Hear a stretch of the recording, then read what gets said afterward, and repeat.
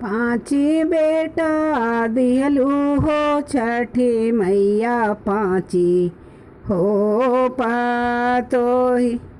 पाँची बेटा दिहलू हो छठी मैया पाँची गो हो पातोही।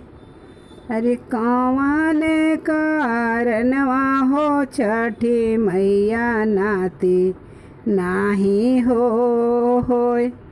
अरे कौन कारणवा हो सूरज बाबा पोता नाही हो होय।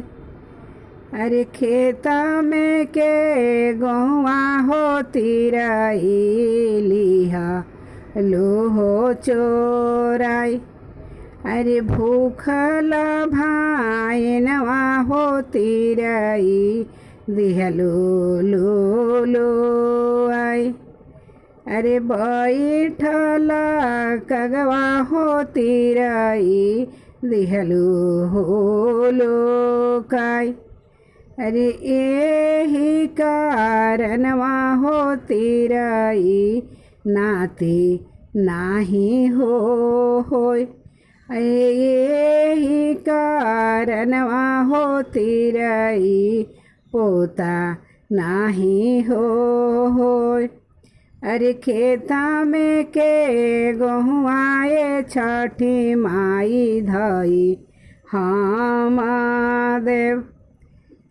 अरे भूखला भाईनवा सूरज बबजेवाई भलो देव। अरे कागवा के दूध हो भात देई हम हो देव। अरे कागवा के भरला कटोरावा दूध भात हो देव। तोहरा से मंगबो हो छठी माई नाती या हो जरूर।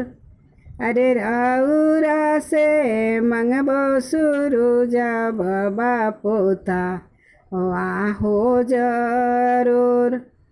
अरे कुल्ही गलती माफ हो तिरिया पोता देबो जरूर।